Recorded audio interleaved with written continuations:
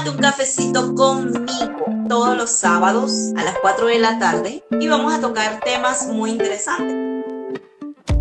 ¿Cómo estás, forastero? Okay. Bienvenidos a Tómate un cafecito conmigo.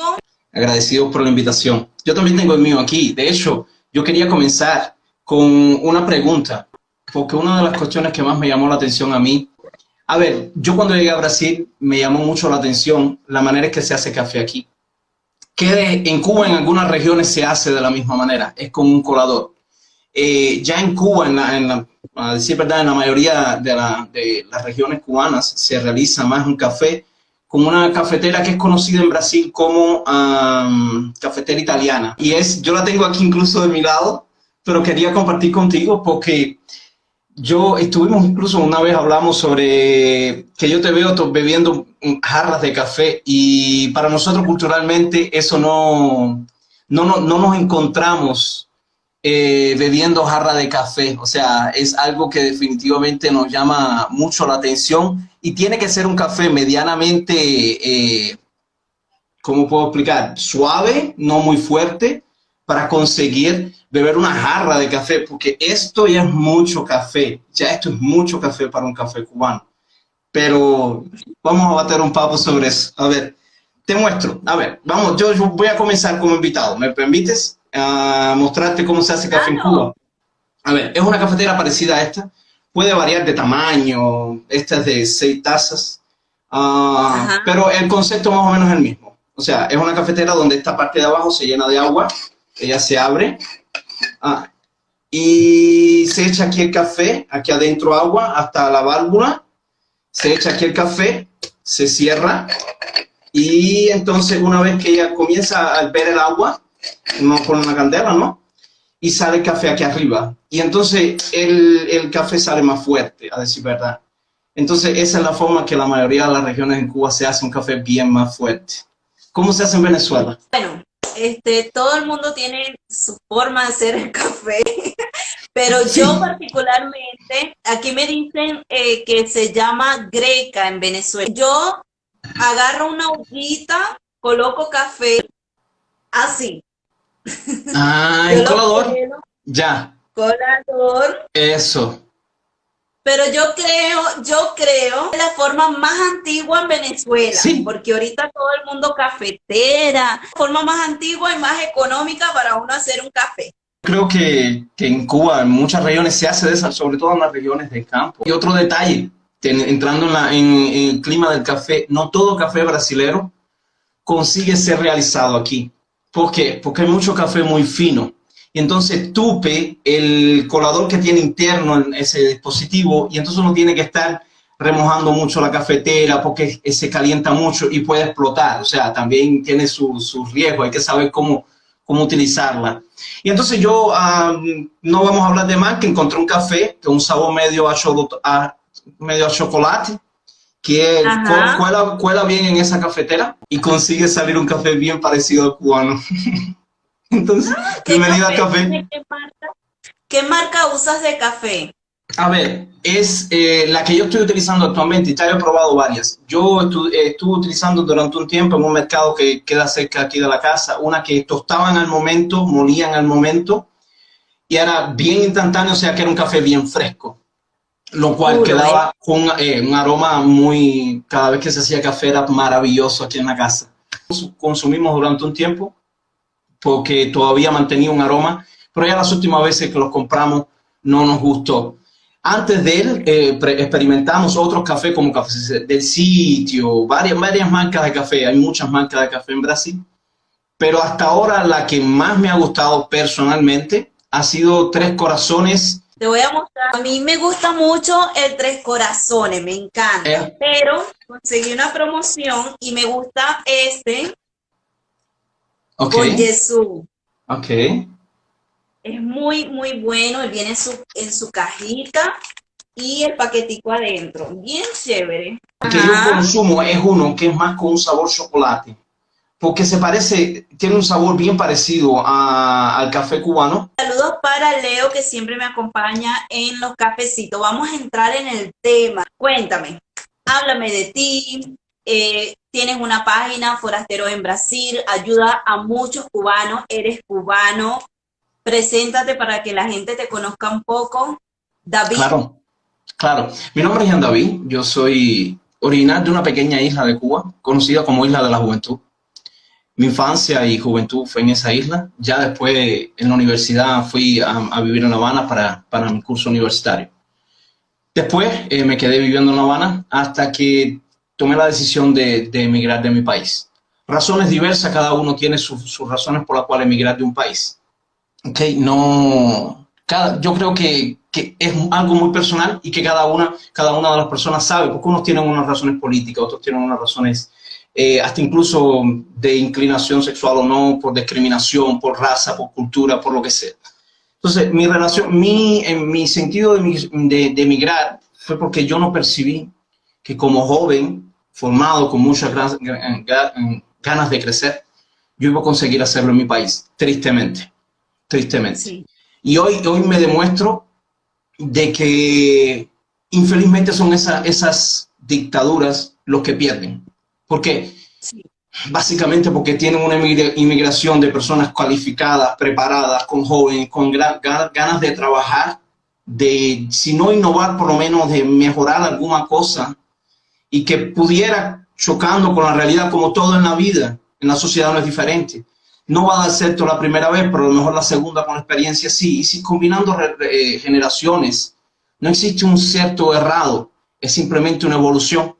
Y eso no lo vemos en nuestras sociedades, infelizmente. Entonces yo tomé la decisión de emigrar. Fue en el año 2016, emigré y llegué a Brasil en el año 2016. ¿Por qué Brasil? Mira, yo creo que Brasil me escogió a mí.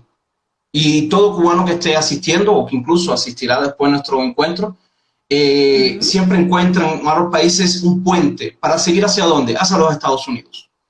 En mi caso, yo no voy a mentir, no era diferente. ¿Qué es lo que pasa? Que al llegar a Brasil, hubo algo que me llamó la atención de Brasil.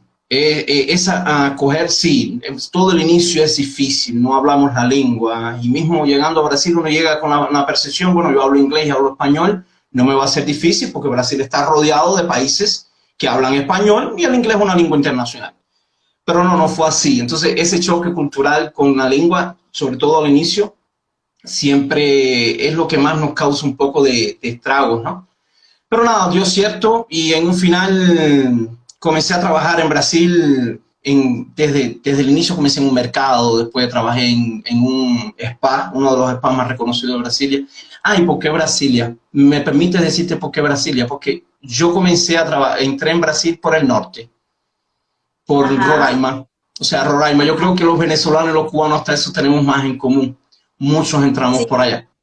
Todo lo que ustedes, los venezolanos entran mucho por la frontera con Pacaraima, ¿no es? Sí. Ya nosotros entramos más, los cubanos entran más por la frontera con Bonfim, con Leten, Guyana. Entonces, son fronteras que ambas pueden colidir fácilmente con Boavista. Y después de un mes y tanto estando en Boavista, yo tomé la decisión de Brasilia. ¿Por qué Brasilia? Bueno, vamos allá. Vamos a tratar de encontrar un punto común entre nuestras culturas. Si en Venezuela alguien dice, ¿dónde tú tienes más chances de encontrar un trabajo? ¿Cuál estado es el que supuestamente se recomienda en Venezuela? La mayoría de los extranjeros busca la capital, que es Caracas. O sea, eso es un factor común. Supuestamente toda capital de un país, no es que todos los países cumplan con la misma característica, ya vamos a llegar al caso de Brasil, pero todos los países tienen esa característica, que la capital llega a ser aquel estado más desenvuelto, donde supuestamente existe más oportunidades de trabajo, desde cero hasta poder crecer. O sea, no hay problema, pero siempre la capital da aquella oportunidad. No fue diferente en mi pensamiento. ¿Por qué Brasilia? Voy para la capital. Es aquel lugar donde yo supuestamente tenía un poco de dinero y yo pensé, bueno, mira, en el norte me fue como todos los extranjeros. Recuerden que tenemos que insertarnos en una cultura, en un lenguaje, en todo conocimiento de forma general. Y vine para Brasilia pensando de que aquí sería la capital, el lugar donde mejor encontraría trabajo. Sí, yo no dejé de hacer pesquisa entre Sao Paulo y Río de Janeiro, que cuando recordemos la historia de Brasil, Río de Janeiro es la primera capital de la colonia. Ya sí. São Paulo es el que más produce Producto Interno Bruto para toda la federación. ¿Qué es lo que pasa? que todos en cierto momento ponemos en una balanza un factor que es violencia.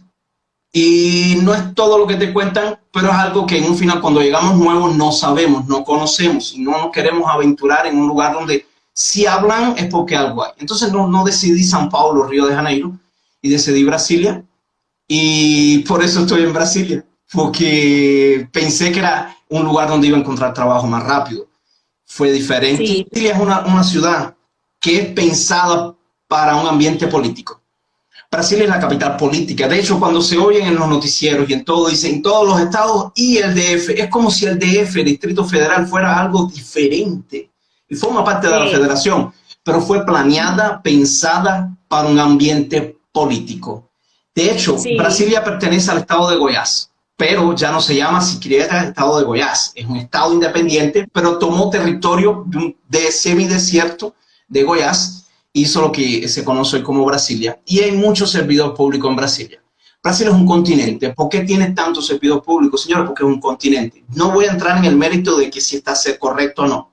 No es eso lo que quiero decir. Pero hay muchos servidores públicos, que es aquel que hace funcionar al Ministerio de Economía, Ministerio de Salud, todos los ministerios que existen en la nación brasilera, y son ellos los que hacen movimentar todas las leyes, hacer respetar toda la serie de requisitos, normas que se rigen en la federación y juntarlas en los ministerios. Entonces eso es un servidor público en Brasilia, ¿ok?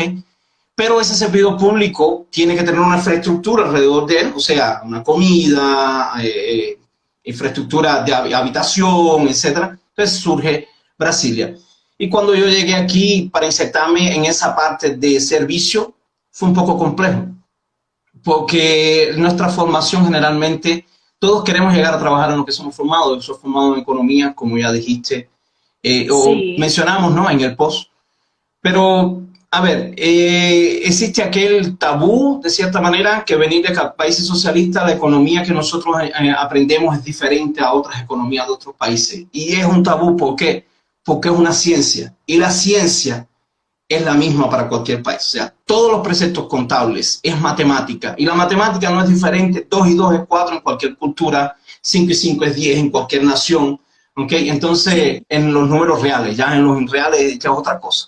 Pero, en fin, la matemática es la misma para todas las naciones. Y mismo así, yo encontré, hasta incluso en la actualidad no trabajo como económico, pero me ha servido para, en el ámbito personal, familiar, aplicar cosas en mi vida que me han ayudado a, por darte un dato solamente, en una de las características del mercado brasilero, que es conocida como cashback. ¿Qué es cashback? Básicamente, dinero de vuelta.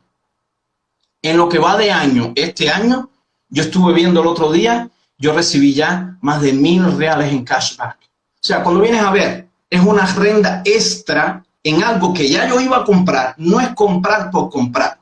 Es comprar aquella pasta dental, es comprar el café, es comprar lo que ya yo iba a comprar en algunas oportunidades que brinde el mercado y que a su vez me va a devolver dinero.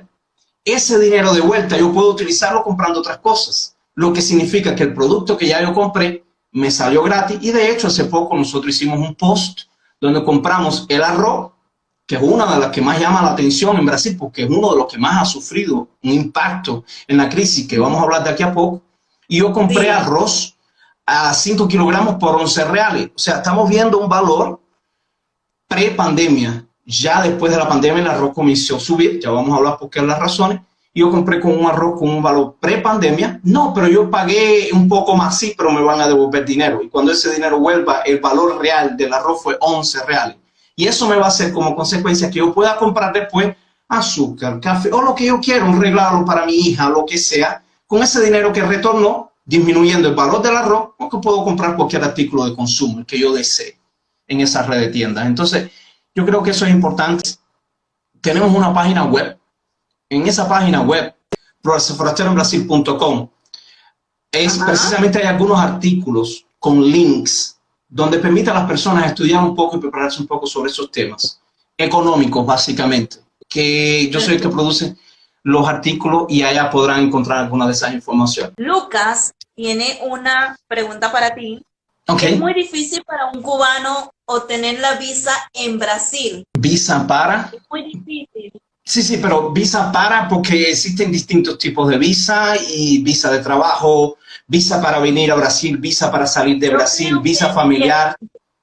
no, yo creo que él está hablando en sí es de la residencia, Ah, que es el então, documento principal que se ya, necesita ya. para estar aquí en Brasil.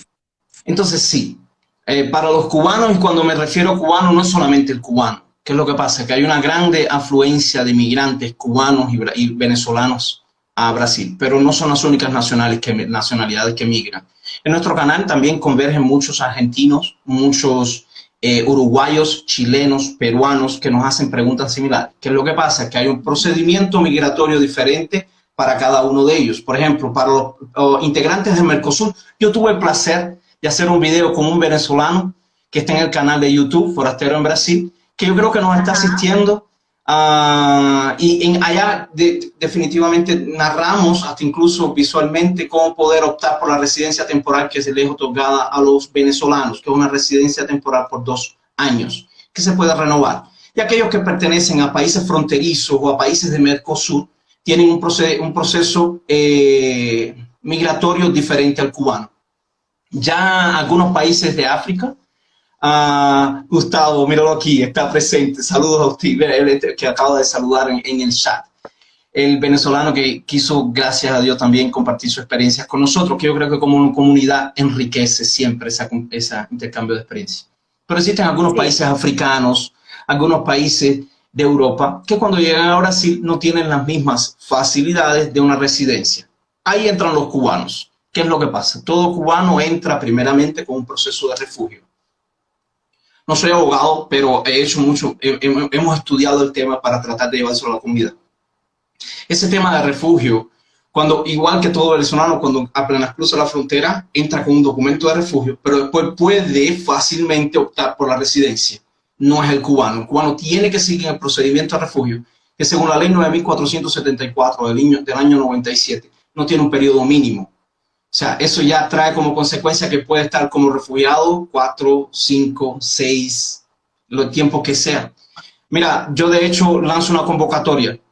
Este lunes yo voy a hacer un call, una reunión cerrada con una serie de personas que les llegó la cita de CONARE. Les llegó la cita de CONARE, donde es la entrevista de CONARE para optar o dar seguimiento a otro de las etapas del procedimiento de refugio. Y aquellos que nos estén asistiendo y les haya llegado esa cita, entren en contacto con mi equipo para agregarlos en un grupo, porque el lunes a las 10 horas de la mañana vamos a tener un contacto ya cerrado, es para ayudar, para esa ayuda específica de esa entrevista y preparar al personal que va a pasar por ese procedimiento. Incluso vamos a tener experiencia de personas que ya pasaron y van a aportar a la comunidad. Eso es un trabajo que hacemos y ya hemos hecho, pero es más bien focado porque cada entrevista es una persona, o sea, es diferente. No se puede optar porque toda entrevista es lo mismo. Entonces, por eso no es un trabajo que lanzamos en YouTube o en cualquier sitio web, es un trabajo más, un call cerrado, como una consultoría independiente a cada uno, intentando responder ya más cerrado las preguntas que ellos tengan, dando aliento y indicándolos un poco, ¿no? Y sumando con experiencias de otros que ya la hayan tenido. No sé si dio para responder. Los cubanos sí es más difícil. Es más difícil. Ahora mismo estamos en la pelea. Ahora mismo estamos en la pelea de intentar que todos los estados cumplimenten. No es que aprueben, ya la ley existe. Pero existe la ley 9.277 del año 2018, promulgada, un decreto ley, promulgada en el mandato del expresidente Temer, donde estipula que todo solicitante de refugio, mismo que no sea aprobado, tiene derecho a un documento de PRNM, un documento provisorio de residencia, que es bien parecido a la residencia, no lo llega a ser, es un documento de identificación, pero es que muchos cubanos se ven como una dificultad, Karina. Llegan a encontrar un trabajo y muestran el papel de refugio y le dicen, eso no existe, no lo conocemos. Y eso, a decir verdad, lo puede hacer cualquier persona en una computadora. Y eso es un choque directo con, por ejemplo, el mercado de trabajo. Entonces, ya ese documento que es más oficial, ya tiene hasta incluso en el decreto ley mencionado, tiene una serie de requisitos, ya va a homologar de forma general, pero muchos estados, como por ejemplo São Paulo y algunos estados del norte, Acre, no lo están aplicando. ¿Qué hicimos entonces nosotros? Preparamos un video, es un poco largo, pero explicando punto a punto cuáles son los consejos de todos los cubanos, y cuando digo cubanos, cualquier otra nacionalidad que no tenga la facilidad de tener una residencia permanente, disculpe, temporal por 2 años. ¿Qué hacer para llegado a la Policía Federal decir, a ver, miren, es ley, miren aquí la ley, no, pero no la conocemos, ok, que no la conozcan no tiene nada que ver que no exista la ley, ok, la falta de evidencia no deja de ser cierto lo que estamos diciendo. Entonces, se muestra la ley y el artículo correspondiente, leerlo y mostrarles cómo poder instruir al servidor que lo va a recibir, sin ainda más, si no, o sea, sobre todo si no conoce la ley, para entonces poder obtener ese documento. Entonces, yo creo interesante que entre en contacto, no tiene problema, después de nuestra live, si quiere alguna especificación, sin problema alguno, estamos a disposición, será un placer ayudar, pero ya tenemos varios materiales precisamente hablando de ese tema, específicamente para aquellos que no tienen una residencia o no cuentan con la facilidad de una residencia temporal por 2 años que puede ser renovada posteriormente. Sí, debería lo creo ser interesante. igualdad, ¿verdad? Porque todos somos extranjeros. Existe un proyecto de ley y aquí yo incentivo a la comunidad venezolana que nos está asistiendo. Existe un proyecto de ley que está en la mano de todos nosotros poder llevar adelante y alzar la voz como extranjeros, sea de la nacionalidad que fuera. El proyecto de ley PL 2699, propuesto el 15 de mayo de este año, ya tenemos un video contextualizando políticamente, no vamos a profundizarnos. Vean, si ustedes colocan PL 2699/o/20, porque es de este año, ya existen otros proyectos de otros años con esa misma numeración, verán que hay varios videos del equipo de forasteros, son uno de los videos que salen, donde se explica si ustedes votan proyecto de ley, el procedimiento para ser aprobado y llegar a tornarse ley, tiene que tener una serie de votaciones, una presión pública, y ese proyecto de ley tiene solamente 6 páginas y básicamente dice, vamos a entregarle residencia a todo aquel extranjero que se encuentre en Brasil durante la crisis sanitaria.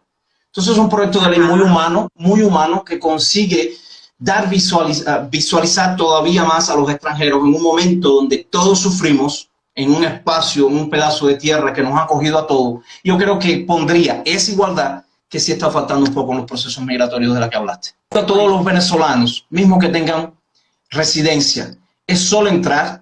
En el 2699 tenemos varios trabajos. Hay incluso en la página web de Facebook de Forastero, hay un link directo donde ustedes clican y van directo al sitio web de la Cámara y voten. Es solamente votar. No decimos incluso, no voten sí, voten no. No, seamos democráticos. Voten lo que deseen, analicen la ley. Véanla, son 6 páginas y la primera página es súper importante, ya después la última página, penúltima, ya es un poco redundando sobre algunas, pero es importante leerla todo, pero en el cuerpo de 4 páginas consiguen ver de qué trata la ley. Yo creo que humanamente cada uno puede llegar su conclusión, pero ayudará a la comunidad de forma general. Yo quiero felicitarte a ti, agradecerte el espacio que nos estamos teniendo, que me estás brindando hoy, pero a su vez yo creo que sirva de ejemplo o de visión para todos, porque ya hemos hecho trabajo juntos tú y yo, en YouTube específicamente, hemos hecho trabajo con Vicky, espero hacer trabajo con toda la comunidad venezolana, cualquier otra comunidad, porque todas nuestras puertas están abiertas. ¿Para qué? Para unir más a toda la comunidad extranjera en Brasil. O sea, ya no es venezolano, ya no es cubano, ya no es haitiano, es unir a la comunidad de forma general. Porque en un final estamos en una sociedad que sentimos falta de nuestra cultura, de nuestra comida, de nuestros familiares, de todo. Si nos logramos unir un poco y conocernos un poco más, eso nos enriquecerá. No nos va a quitar nada. Entonces, por eso es trabajo que hemos hecho junto con Vicky, que también se suma toda esta experiencia, junto con las personas que has hecho las live, que las asistí todas, te lo digo de corazón, me encanta conocer de culturas y la tuya me apasiona mucho, porque de cierta forma tenemos muchos puntos en común. Entonces yo creo que esa suma de ideas, lo único que hará es ayudarnos. Lo que yo digo, pues somos extranjeros en Brasil. No importa la nacionalidad, si eres mexicano, argentino, cubano, venezolano, no importa, somos extranjeros. Por eso es que, bueno, yo te invité a ti que eres cubano, me encantaría invitar todas las nacionalidades extranjeros que se encuentran aquí en Brasil. Y si entre todos nos apoyamos, ¿verdad? Como tú estás diciendo, vamos, votamos por esa ley, no importa, o sea, quizás yo tengo mi residencia, pero ustedes necesitan la aprobación de esa ley, entonces vamos a apoyarnos. Me parece interesante. Exactamente, y ya le digo, hay grupos y hay varias iniciativas individuales que son enfocadas a tratar de traer visualización a un proyecto de ley que ayudará. Mire, En datos estadísticos, los extranjeros de forma general de todas las nacionalidades en Brasil no llega a ser el 1% de toda la población de Brasil. Recordemos que Brasil es prácticamente un continente que tiene más de 200 millones de habitantes. Un 1% son 2 millones de personas. 2 millones de personas es mucha gente. Y el bien existe, yo creo que eso es internacional. Haz bien sin mirar a quién. La vida te lo va a retornar. Seguimos. Bueno, ya cambiando el tema del proyecto de ley, bueno, entendimos un poquito, él nos va a dejar el link y bueno, vamos a apoyarnos entre todos, ¿verdad? Claro. Entre todos los extranjeros, tenemos algo en común, somos extranjeros en Brasil. Mi amigo David, cuéntame, háblame un poquito sobre la economía de Brasil, ¿qué está pasando con la economía? Si es por la pandemia, me dicen que el kilo de arroz va por 20 reales. Es algo que asusta, da miedo. Cuéntame un poquito. No, de hecho en Brasilia lo llegas a encontrar el saco de 5 kilogramos en 30, 35 reales. Wow. Y, a ver, yo no es que yo sea economista, yo tengo la verdad, que yo lo que incentivo a todos. Primeramente, pessoal, si creen que el contenido que se habló hasta ahora es interesante para alguien, compártelo. Si crees que ahora lo que se va a hablar de la cuestión económica, crees que va a llamar la atención a alguien de la comunidad, trataré de ser lo más didáctico posible para no entrar en números o fórmulas complejas que hasta no las manejo, simplemente en mi opinión, desde mi punto de vista. Pero si crees que va a ayudar a alguien, compártelo. Eso va a ayudar a la comunidad de forma general. Ok, vamos allá. Yo sí te digo, la pandemia no se puede analizar algunos puntos específicamente económicos sin mirar un poco de historia. Si nosotros nos remontamos al inicio de 2019, ya había una guerra económica entre China y Estados Unidos. Eso comenzó a traer un poco de volatilidad a los mercados internacionales. Pero Brasil se mantenía entre aspas al margen. ¿Por qué? Porque, digo entre aspas, porque nuestro mayor socio comercial primero es Estados Unidos, después China. ¿Ok?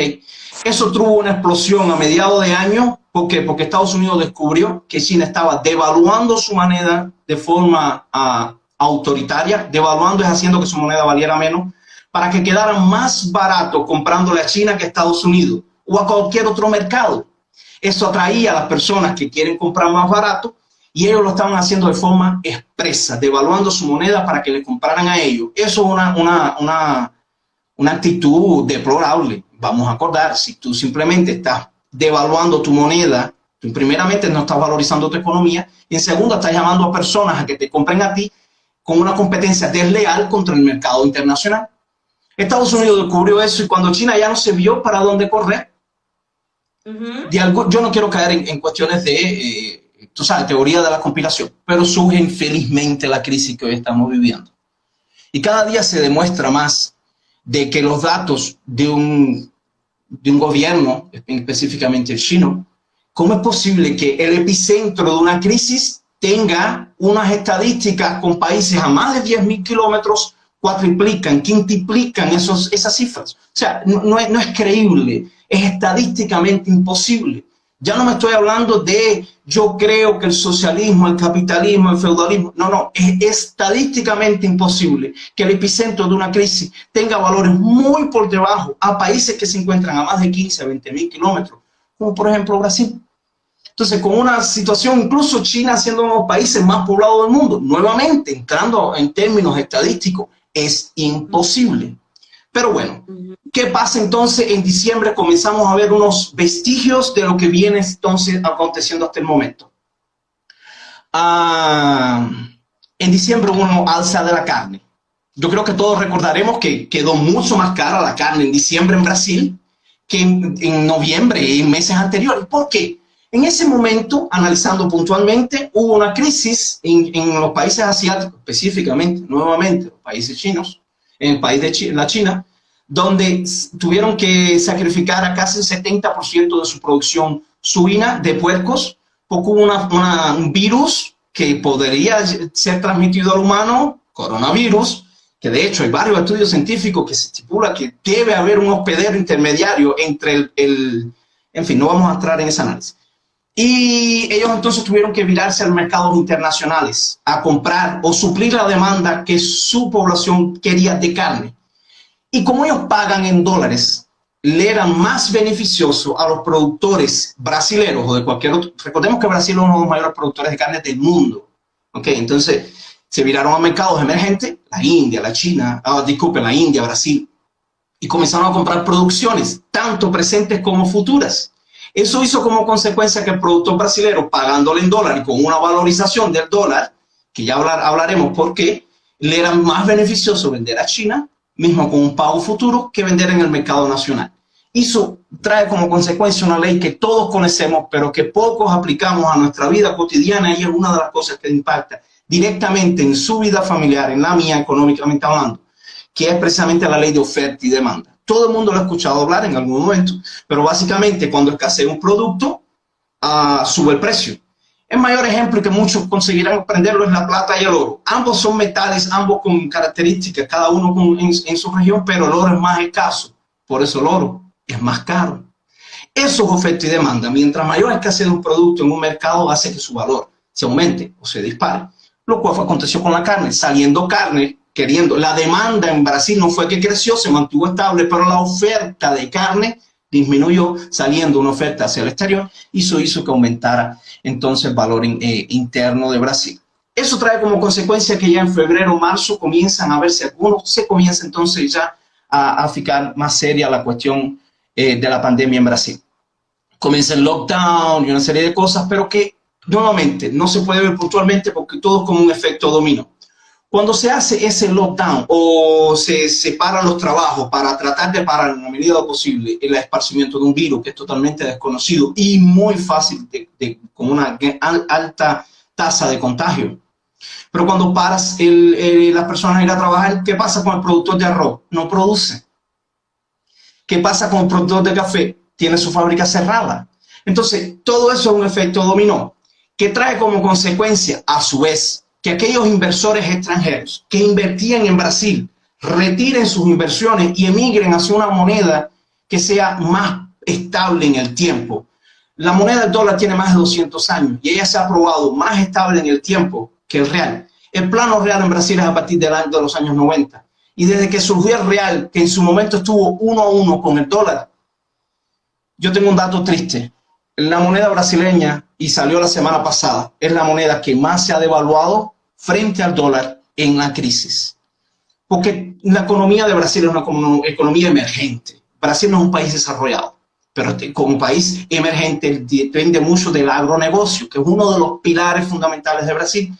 Pero como es el agronegocio, todo es muy de commodity. Commodity es materia prima. O sea, depende mucho de dólares. ¿O qué significa? Que la maquinaria para trabajar en el campo es producida de países que tienen su economía en dólar. El herbicida, el material, el abono, todo lo que se hace para una producción agrícola tiene un alto peso en dólar. Y si el dólar sube, encarece la producción. Si a eso se le suma que está cerrado, la demanda no aumenta, se mantiene estable, pero no hay producción para suplir esa demanda, hace entonces del arroz, nuevamente basándonos en ese producto, un producto escaso. Para no llegar a faltar en la prateleira, en los estantes, como ustedes y yo, como de las naciones que venimos, vimos muchos estantes vacíos. Para no llegar a acontecer eso, se trata de buscar un equilibrio entre precios. Es caro, pero no está faltando. Baja al mercado y hay arroz. Entonces, eso es una oferta de mercado que sí. Entonces, existen algunas políticas sociales, yo costumo decir que son para agradar a la población. No, vamos a congelar el precio de un producto. Yo no estoy de acuerdo. Porque esa ayuda que momentáneamente pudiera, yo estoy en contra de ayudar a las personas. No estoy en contra. Pero eso no ayuda, porque no existe almuerzo gratis. Y en un final, eso a la larga va definitivamente a repercutir en todos nosotros. Porque eso va a haber que pagarlo en algún momento. ¿Cómo? Bien puesto. Y ahí viene entonces un post que yo hice en Twitter.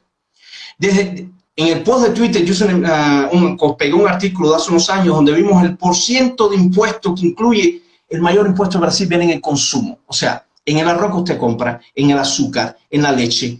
Todo eso tiene el ICMS, tiene varios impuestos embutidos que encarecen mucho el consumo. No es el impuesto de renta de final de año, es el consumo.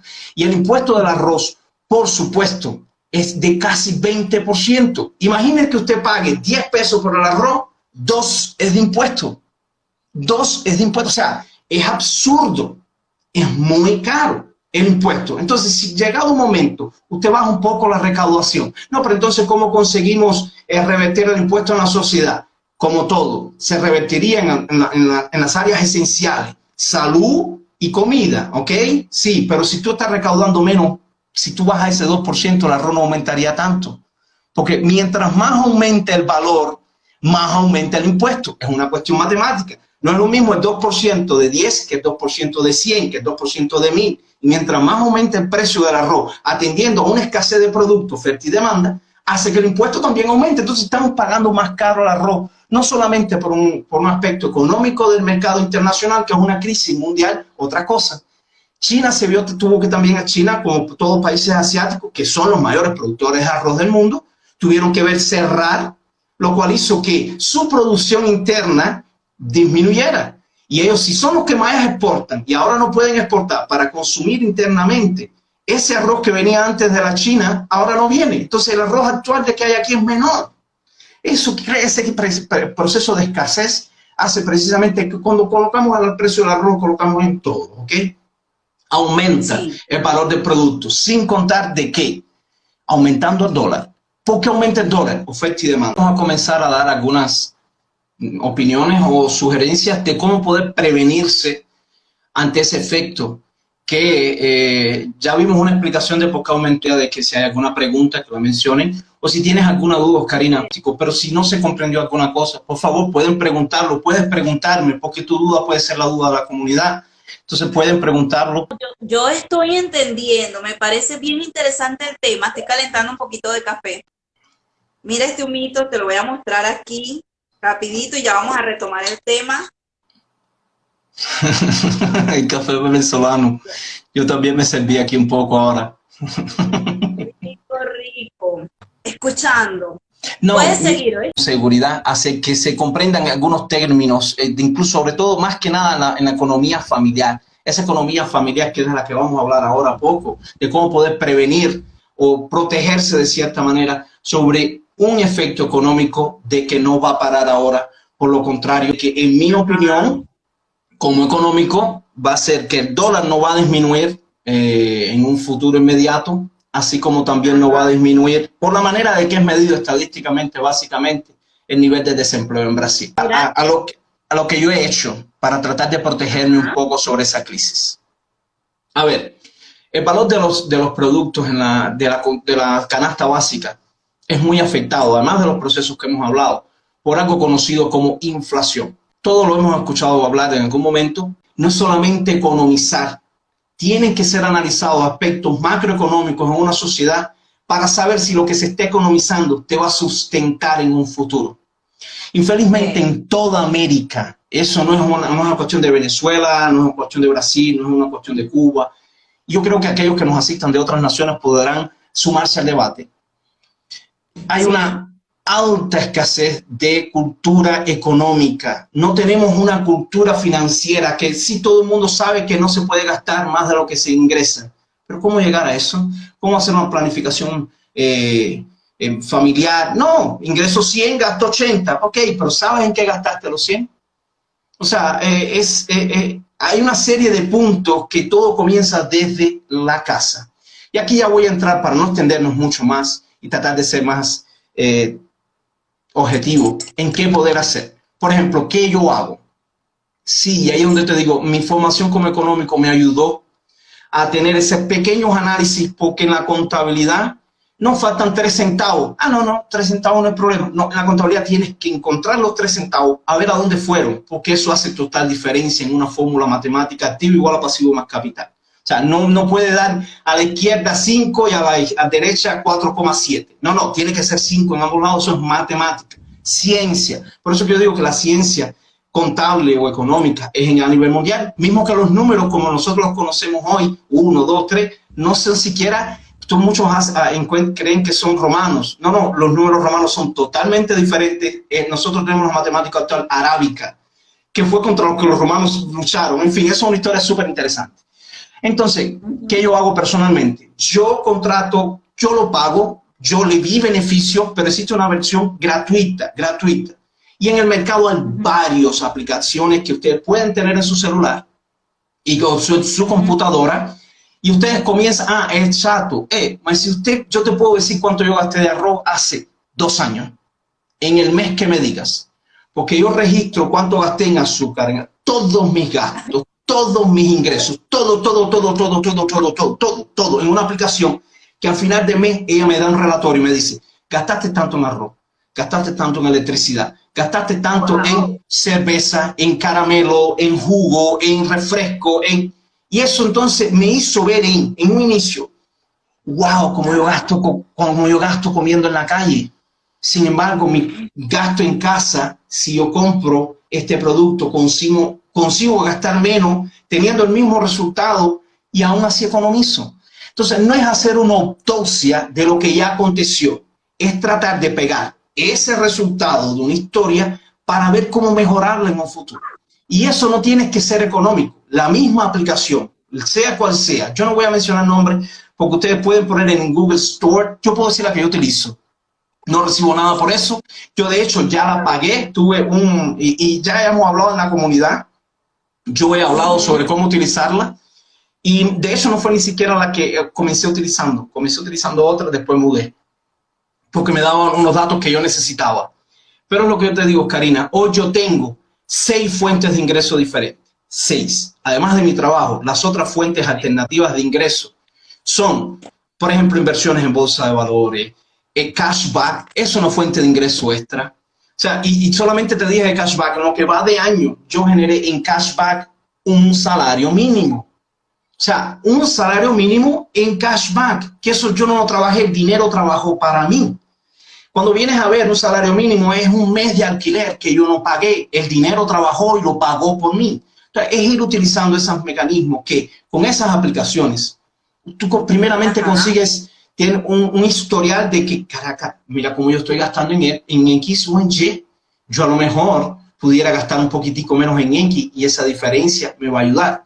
Y aquí viene entonces el segundo paso para nos proteger. Reserva de emergencia. ¿Qué cosa es la reserva de emergencia, Karina?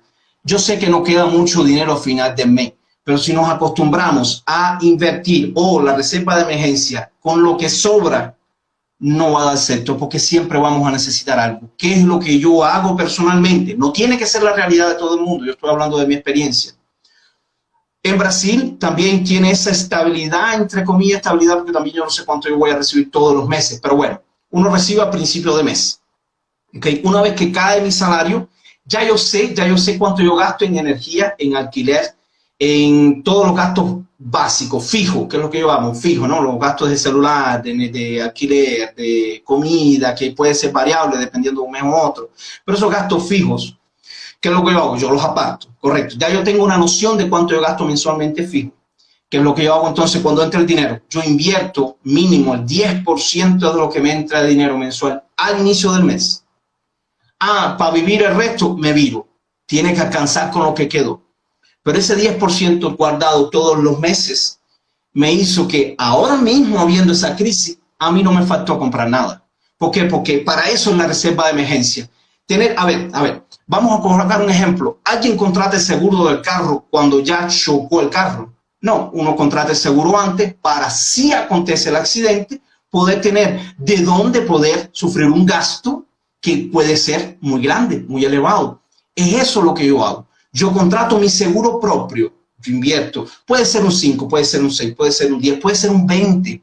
Cada persona tiene su economía. Y la inflación a mi cesta básica, te garantizo que es diferente a la tuya, porque, por ejemplo, puede que yo compre cosas para comer que tú no compres. Entonces, mi precio de comida mensual es diferente al tuyo. Y todo eso crea una inflación individual. Entonces, por eso ese análisis tiene que ser hecho individualmente. Todo el mundo cree que son fórmulas muy complejas. No, es simple. Llegado al principio de mes, guarda un poco de dinero todos los meses. ¿Dónde lo invierte? Y ahí está entonces, y ahí viene entonces la tercera parte de esta escala. Una vez que ya tú vas a tener el dinero, ¿qué yo hago con el dinero? ¿Lo guardo en el colchón? No, porque es los $100. Los $100 del año pasado no son los $100 de ahora. Los 320 reales guardados en el colchón no compran los mismos $100. Por eso hay que tratar de proteger que por lo menos esa reserva de emergencia no pierda el poder de compra, porque el arroz costaba 11, hoy cuesta 30. Para eso existe en el mercado brasilero internacional, conocido como renta fija y renta variable. Renta fija es la que menos rinde, pero su objetivo es proteger que el dinero no pierda valor en el tiempo.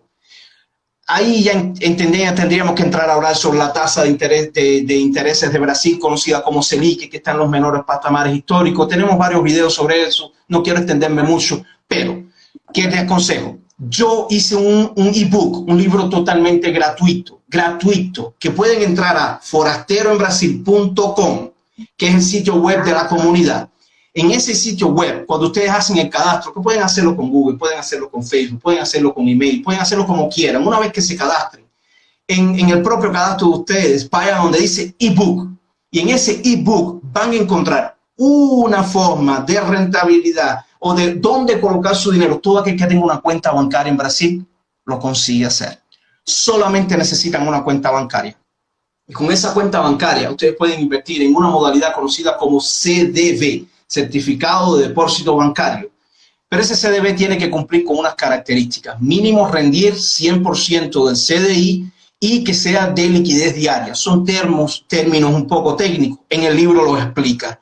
Es un libro tratado de llegar a la comunidad de la manera más simple posible. ¿Qué cosa es un CDB? ¿Cómo colocar dinero? Tenemos video en el canal de YouTube, por ejemplo, con un ejemplo del Banco de Brasil. Hubo un comentario súper interesante de nuestro amigo Gustavo, venezolano precisamente. Él dijo, el Tesoro Directo es el lugar más seguro donde se puede guardar la reserva de emergencia. Y sí, completamente de acuerdo. Lo que pasa es que el entendimiento del Tesoro Directo en ocasiones incluye un trámite burocrático que algunas personas tienen miedo de aprender o de entenderlo, es un poco más complejo de entendimiento. Ya el CDB es un poco más simple de comprenderlo. Cuando uno habla de Tesoro Directo es en prestarle dinero al gobierno brasileño. Hay varias formas de títulos de tesoro, por eso yo digo que el entendimiento es un poco más técnico, pero es más seguro que el CDB. Gustavo está súper 100% claro en eso.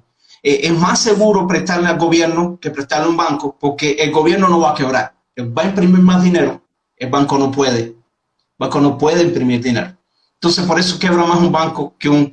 Pero con lo que pasó en Estados Unidos, el sistema financiero de un país soporta toda una economía. Entonces, si un banco quebra, ainda más si tiene un gran impacto social, el gobierno va a rescatarlo. ¿Por qué yo coloqué el CDB? Porque el CDB, ainda más, sobre todo si eres protegido por el FGC, que es el Fondo Garantidor de Crédito, si el banco quebra, supongo que usted tenga una cuenta en Banco de Brasil. Vamos a llevarlo más concreto todavía. Usted tiene una cuenta en Banco de Brasil o en cualquier banco.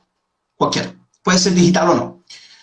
Usted deposita su dinero en CDB, que sea liquidez diaria. ¿Qué cosa es liquidez diaria? Que lo puedes sacar el dinero cuando quieras, hoy, mañana. Yo aconsejo después de 30 días, porque por un impuesto, el IOF, que es muy alto en Brasil, 6,70 y pico, o sea, es muy alto. Pero ya después de los 30 días, ese impuesto no existe. Es solamente para operaciones financieras en 30 días. Si tú sacas el dinero el 31, ya no te afecta ese impuesto. Es una manera de conocer el mercado y hacer que el rendimiento, ojo, es el impuesto sobre el rendimiento. No es que yo puse 100 pesos y si yo lo saqué en 30 días me van a devolver 94. No. Los 100 pesos deberían rendir en un mes 2, por ejemplo. De esos 2 te van a quitar el 6%, no del capital, sino del rendimiento. ¿Yo para comprender? Sí, entonces es mejor dejarlo pasar 30 días, después de 30 días. Si lo guardas, no exactamente, y te digo más, y ahí el consejo. No es que a los 30 días, ay, lo necesito. No, déjalo. Usted solamente necesita el dinero, por eso se llama reserva de emergencia o de oportunidad.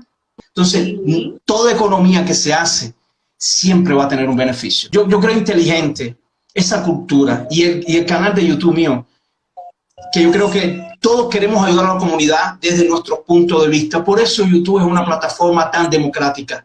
Porque, por ejemplo, yo me interesó mucho el video que hicieron varios venezolanos sobre alquiler en Brasil, sobre alquiler en distintos estados. Ese consejo que usted dio de siempre tratar de negociar con el dueño del alquiler, no con inmobiliaria. Primeramente porque inmobiliaria tiene varios trámites burocráticos que pudieran atrapallar sin contar en un incremento financiero en el costo. ¿Ok? Y te embuten un seguro de incendio y te embuten una serie de cosas que dependiendo ya el condominio, en fin. todo eso es mercado brasilero. No está errado, es mercado brasilero. Pero si usted consigue negociar directamente con el propietario, va a tener una negociación directa que pudiera llegar a un resultado mejor para ambas de las partes. Digo más, Sí. a principio de año, yo negocié 3 cuentas: alquiler, internet y celular. Y los 3 están en videos en YouTube. Con esas 3 negociaciones que yo hice con la compañía de internet, de alquiler y de celular, yo tuve una economía anual yo dejé de gastar 3.500 reales en un año. 3.500 reales con renegociación de 3 cosas que son básicas en toda casa, que yo voy a poder utilizar en otra cuestión. Eso hizo que en esta crisis yo me viera financieramente en una posibilidad que infelizmente todos no tienen. Pero es lo que yo te digo, no por ser economista tengo la razón. No la tengo. Yo pongo que, y agradecidísimo que todo el mundo coloque en duda lo que yo digo y que lo haga individualmente pesquisando en internet. Pero son experiencias que he aplicado que en mi país no conseguí hacerlo. ¿Ves por qué es triste emigrar? Porque uno solamente pidió, yo quiero aplicar mi conocimiento aquí. Aquí yo tengo mi cultura, mi raíz, lo que yo soy, pero me vi forzado, como todos nosotros, a emigrar. Y hoy en un mercado que me ha permitido aplicar un conocimiento, hasta cierto punto me siento más libre. No solamente por opinión, por libertad, por ser acogido, sino por colocar en práctica cosas que todo el mundo quiso hacer en su país y que no se vio con posibilidades de hacerlo. Y me pregunta Lucas, ¿cuál es tu opinión sobre el PIX? Opa, qué interesante, qué interesante. A ver, el PIX, para aquellos que no conocen, es una nueva forma de pago que el Banco Central comenzó a aplicar desde el pasado día 5, pero va a ser generalizado a partir del día 16 de este mes. Básicamente el antiguo DOC y TEGI, que es cuando usted hace una transferencia bancaria para alguien, que según si fuera TEGI puede ser hasta 3 horas. Supongo que usted me hace una transferencia bancaria a mí, no es un pago de boleto, usted transfiere de su banco para el mío. Si es TEGI, TED, llega a ser compensado en hasta 3 horas. Puede hasta 3 horas ser compensado. Compensado es que el dinero caiga en mi cuenta. Y DOC, que es DOC, puede tardar hasta 3 días. Ese sistema financiero es utilizado en el mundo entero. De hecho, el PIX es revolucionario. Brasil es el 5º país del mundo que aplica como consecuencia un sistema de pagamento. Eso va a revolucionar todo. La forma de cómo pagar. ¿Por qué? Porque ya se va a poder pagar los 7 días de la semana prácticamente instantáneamente. Actualmente, si usted me quiere transferir a mí, tiene que ser en día laboral y en horario comercial. O sea, de lunes a viernes, de 8 de la mañana a 5 de la tarde. Ya el PIX elimina eso. El PIX trae como consecuencia que usted pueda pagarme un domingo a las 3 de la mañana. Y en menos de 10 segundos, según lo que dice el código del Banco Central, yo voy a tenerlo en mi cuenta. Y es totalmente gratis. Eso tiene para los bancos.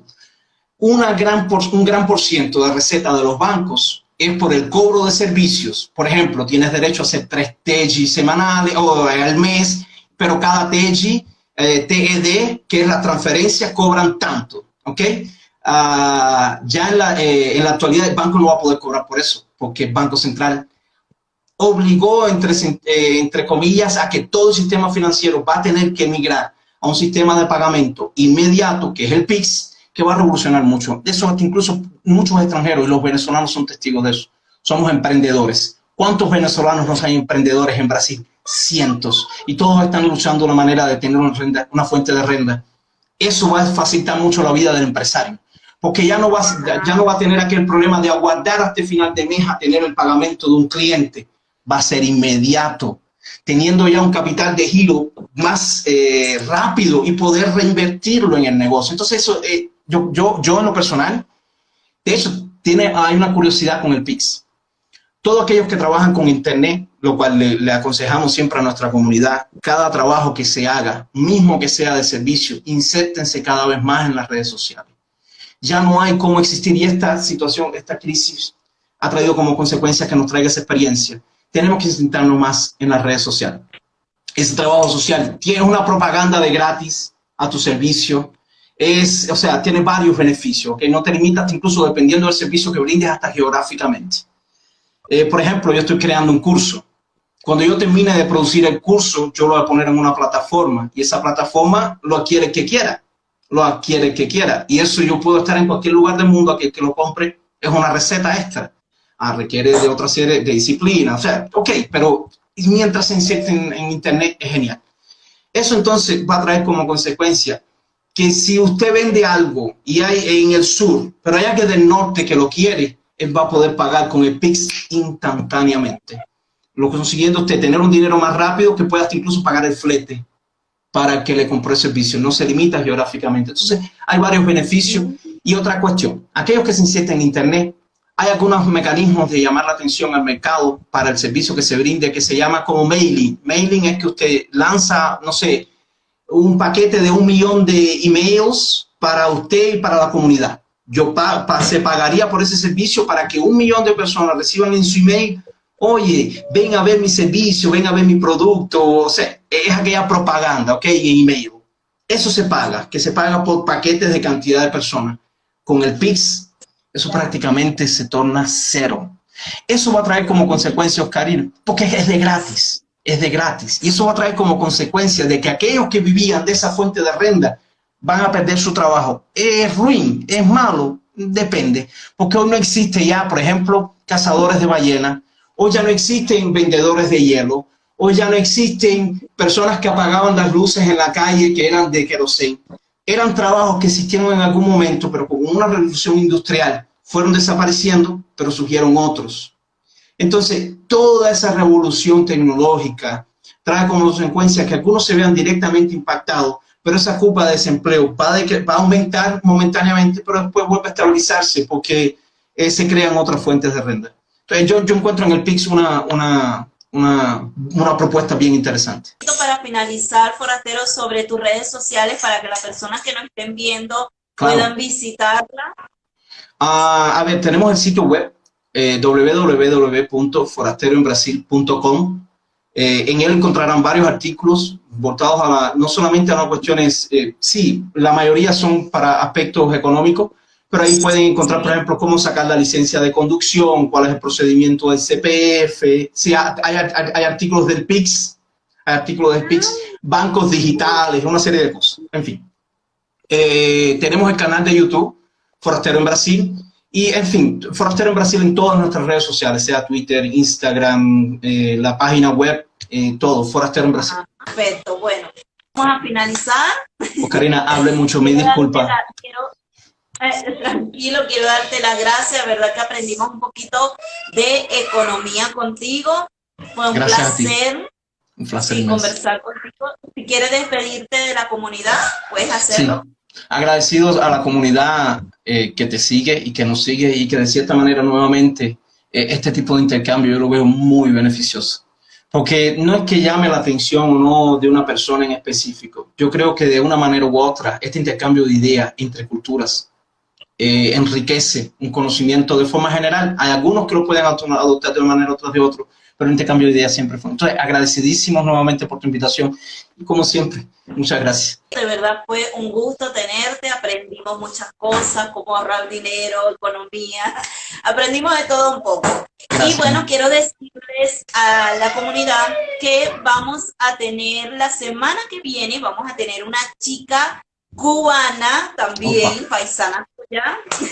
Ella se encuentra en Manaos. Próximo sábado a las 4 de la tarde vamos a tener a Nayi Mora. Bueno, estás invitado, entonces bueno, muchas gracias, un placer y nos vemos el próximo sábado.